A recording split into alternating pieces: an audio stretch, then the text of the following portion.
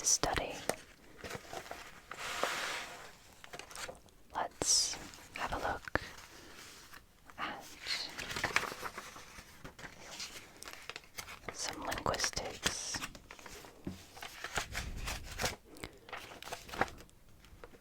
I've got some older notes here and a book about the German language. So I think it would be interesting to look specifically at the Germanic Sound Shift, sometimes called the first Germanic Sound Shift, and we'll go over a few linguistic principles, a bit of history. There will be page turning and some writing.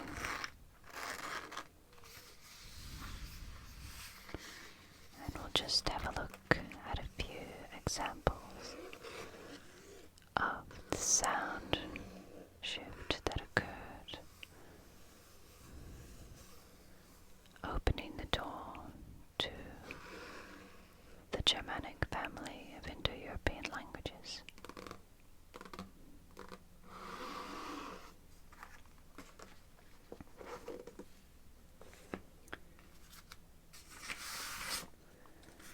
You can see that there's quite a bit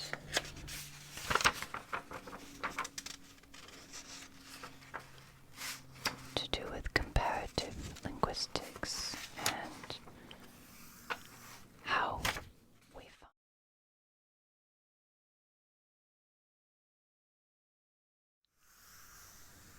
So what we do and what has been done in the past is to take languages that we know and compare them across to see what changes have occurred.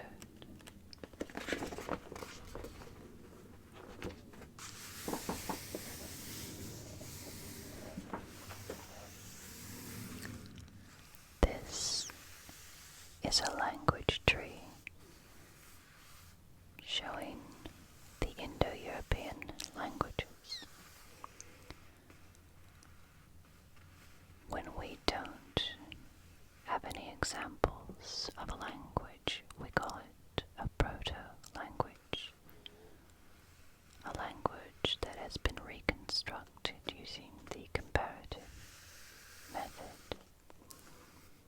You can see all of the branches of Indo-European, Albanian, Hellenic, all the Greek languages, Italic, Latin, all of the Romance languages,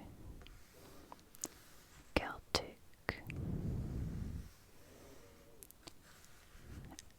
Tocharian, which is now extinct, Anatolian, Indo-Iranian, and Indic, where we get Sanskrit, Armenian, and the Balto-Slavic languages. It's a rather large group, and the other large group, Germanic, divided into east, west, and northern branches. And this, of course, is where we have modern German and English, among others.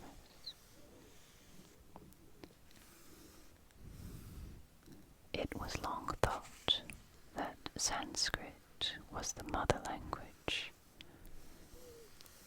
during the age age of the Enlightenment, when so many studies were being done. Linguistics was developed as a science or a study field, and the brothers Grimm, namely Jacob, was one of the pioneers in this field of study, as well as the British governor of India at the time, Gordon, I think his name was, who in his studies discovered that Sanskrit was indeed a daughter language of the Proto-Indo-European and not the mother language.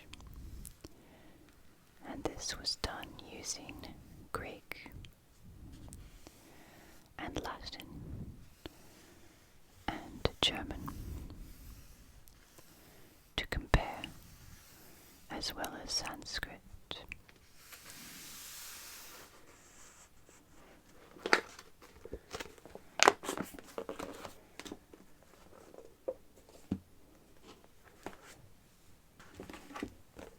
Let's have a look again at this language tree.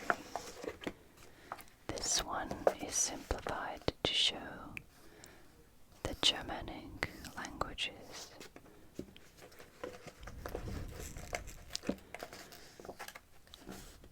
From Proto-Indo-European that has been reconstructed.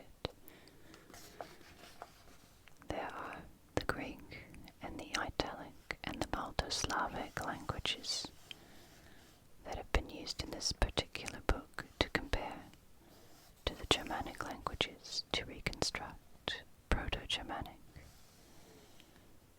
And from that developed Old High German and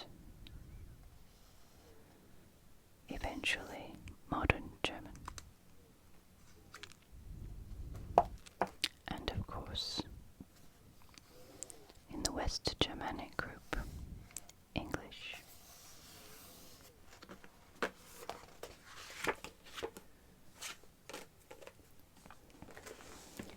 So what did the history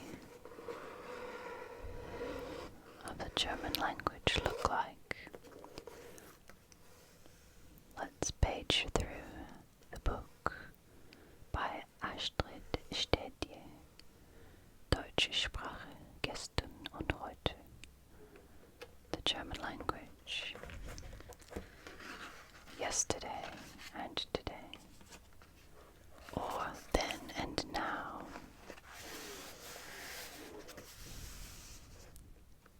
Die Zeit der germanischen Stammesprachen, or the root languages of German, the Germanic roots.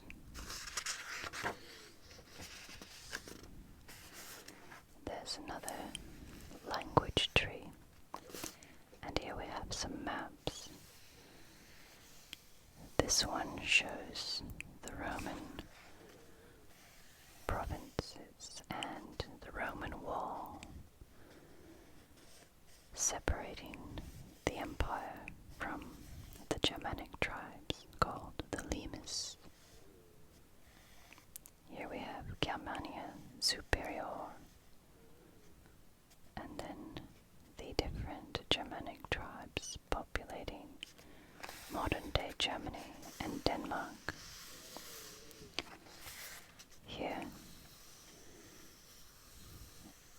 is a map of the movements of the tribe of Goths.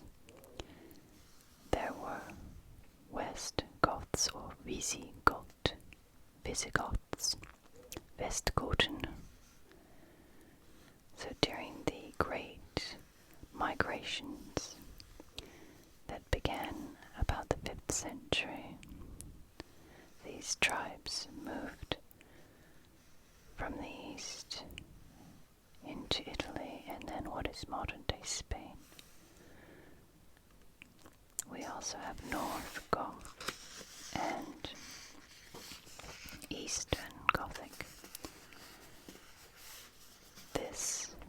example of the earliest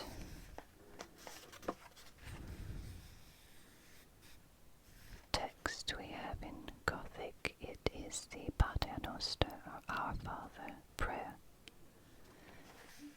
and it is glossed. So namo thine, my theudi, nastus thines, var thy vilja.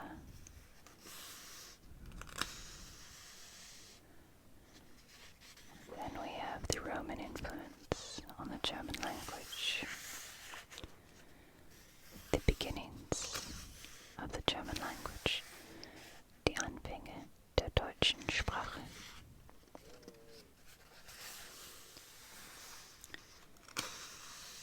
And this is talking about the Lautverschiebung, or the sound shift.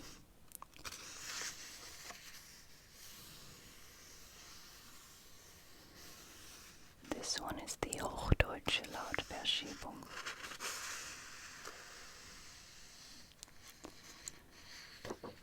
And it usually has to do with the sounds p, t, k.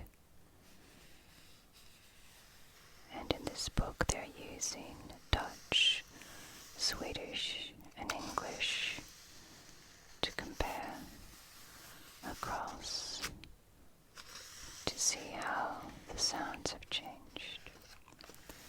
This second sound shift happened around probably the 6th century. And there we have Old High German. And here are some more of the Germanic tribes, the Saxons, the Slavs, the Wenden in Poland, the Poles, Meissen, Thüringen, Thuringia, Ostfranken, or East Franconia, and Westfranken, Western Franconia, Langobarden, Lombards, Burgund, Burgundians, and Bavaria, and Hungary. And here it tells why we call it Old High German. The time, Old, Middle, Modern. We have Old, Alt, Raum, or area, Hoch. So the highlands as opposed to the lowlands, high as opposed to nieder or low. And the language, which is German.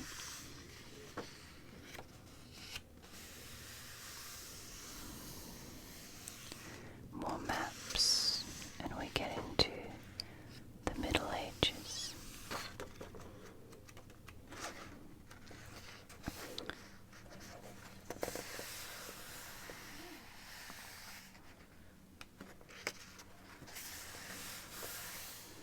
And there's some very early Germanic drawings from Sweden. Very, very little we have examples of the Germanic language. And this talks about the first sound shift, or the Germanic sound shift, with certain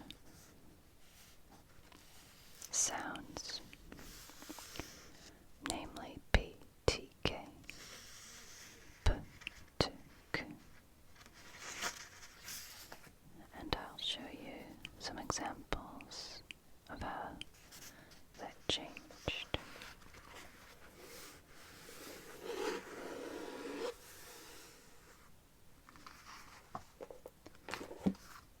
Here we have some old notes, as you saw before, and a very detailed look. Jakob Grimm was one of the first, if not the first, to understand and document this shift from Proto-Indo-European to the Germanic branch. There were notable exceptions to this law, and those exceptions were filled in by a Danish linguist named Verner. So now we have Grimm and Verner laws that go together, or die Grimmische Gesetz.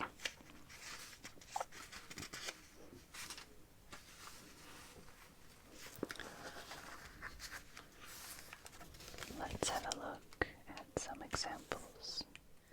I'm going to use a notebook here and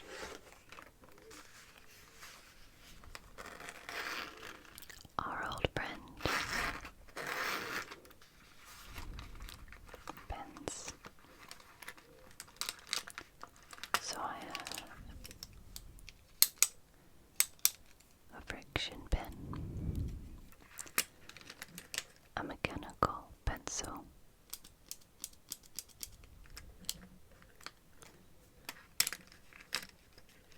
a mechanical rubber or eraser, a smaller precision eraser, and a fountain pen.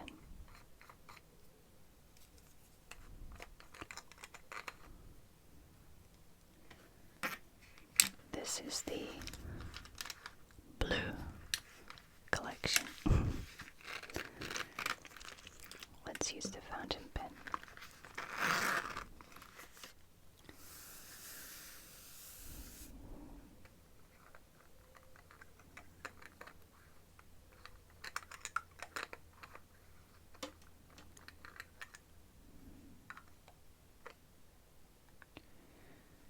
What we're going to look at is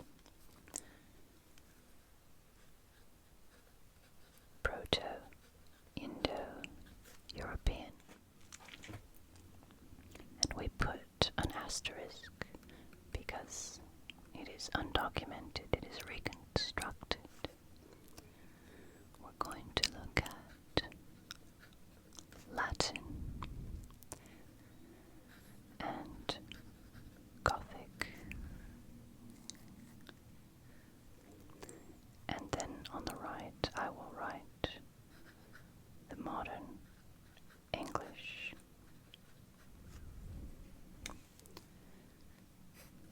So for our examples, so you can see how these laws work.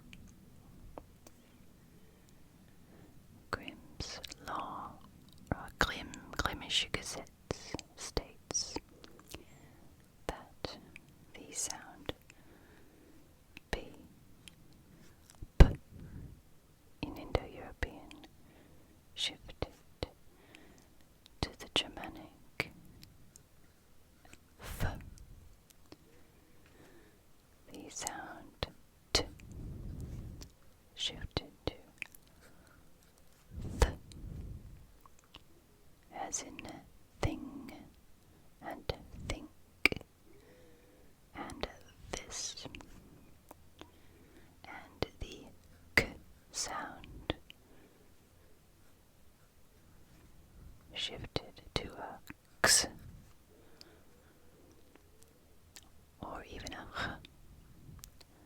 H, which is more of a Dutch sound, so we don't have it in English anymore. It's mutated to an H in modern English. Now, how did this work? For example,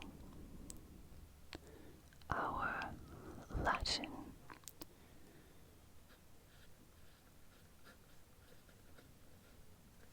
portare, portare.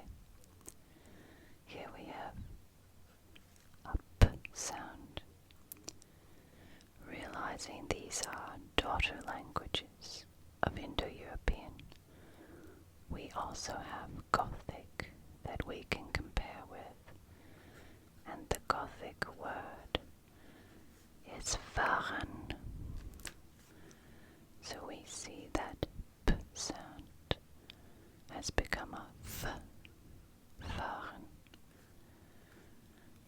I'll skip the modern English cognate because the German, modern German, Waren, Waren. And I'll just put brackets around that because it's not modern English. What about the T? In Latin we have tres, meaning three.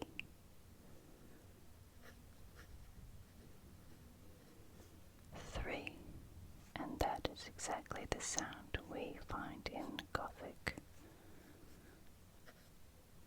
Tres. So the T from Proto-Indo-European or Indo-European in Latin is preserved, but in the Germanic languages has become a th. So realizing that the Latin and Germanic are two diverging branches of the Indo-European tree, and here we can see the difference. What about the K sound, the K?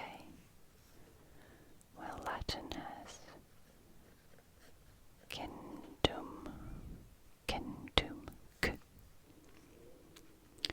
And can also use Greek and Sanskrit, which was also done to compare across. Here we're just using these three because they're very indicative. What we have here is, that'll be a ch sound, so I'm putting that C there. It didn't exist in the Gothic. Hunt. And that was very hard, D as well. Hunt. And in our modern English, of course, we have 100. So that ch has come through in the Germanic, where the Latin has preserved the K sound. K. There were quite a few exceptions to this law, and the Danish linguist Verner explained and expanded this law. So using Sanskrit and Greek as his examples, Verner established that when the consonant is after the stressed syllable, different things will happen. So we have, for example, our Proto-Indo-European pater, pater, pater, pater. So we have the stressed syllable and the consonant in question at the very first. So the P, we can see in the Germanic language, has been changed to an F, the sound. The P that has remained in the Latin has become a F in Germanic, Fader in Gothic, and in English, father, father, and in German, of course, Vater, modern German, Vater, and that is an F sound in modern German, der Vater unser.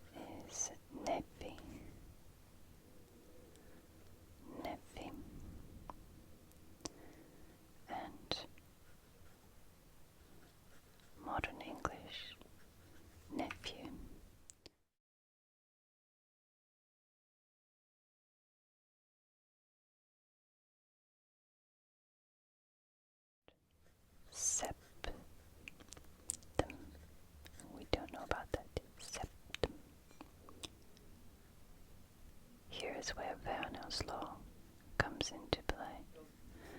In Latin, we have septem,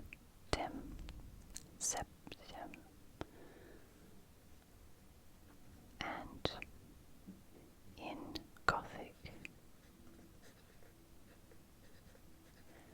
this sound p that has remained in the italic languages has changed not to an F, a F sound, but to a B sound, a B.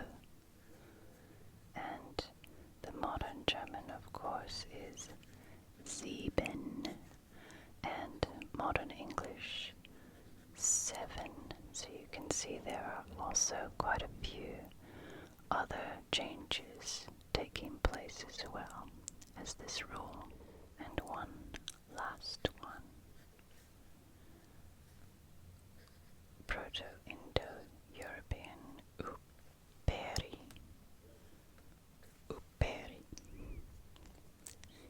And what do you think this was in Latin? Super. There's a P sound. So the italic languages have retained that P sound. We can see that the Germanic has become a B sound by looking at the Gothic Ubar, and we have the modern German Über, and what's happened in English is the same over. So again, other changes having taken place as well between the Gothic and the modern English, but that is another story.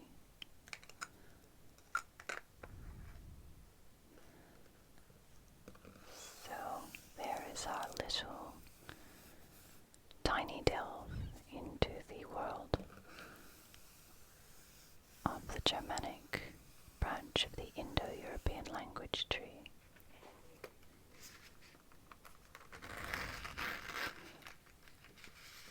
I trust you found it relaxing and maybe a little interesting too.